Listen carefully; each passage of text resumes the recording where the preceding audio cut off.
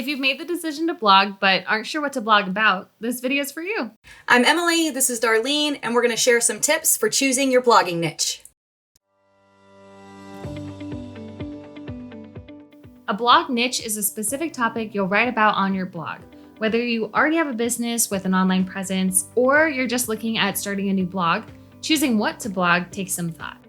If you already have a business and you sell products or services online, then blogging about them or how they're useful is a great place to start. You can share stories of customers using their product or why they like it.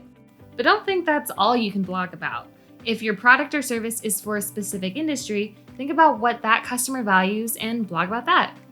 For example, if you sell bakeware, maybe you blog about baking or cake decorating. And if you run a dog walking business, then maybe you blog about dog training or dog fitness and nutrition, or just share stories about the dogs you walk. The possibilities are endless. If you're just looking at starting a new blog, then you should pick a topic that you're passionate about. Some things that come to mind are cooking, travel, fashion, sports, and family, to name a few.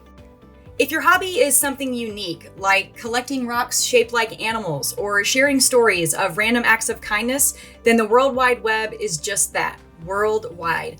This means that there are likely other people who would really be interested in hearing about your topic. You don't even need to be an expert on the topic you choose.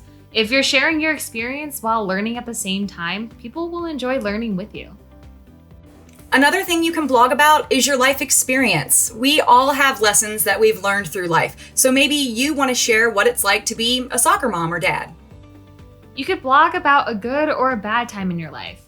Maybe you went through a bad breakup and you just need somewhere to vent. Or perhaps you just had a baby and you want to get real and share what it's like with your audience.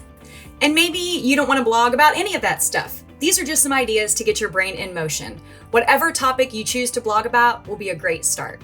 I'm Darlene, this is Emily. Now go find your blogging niche.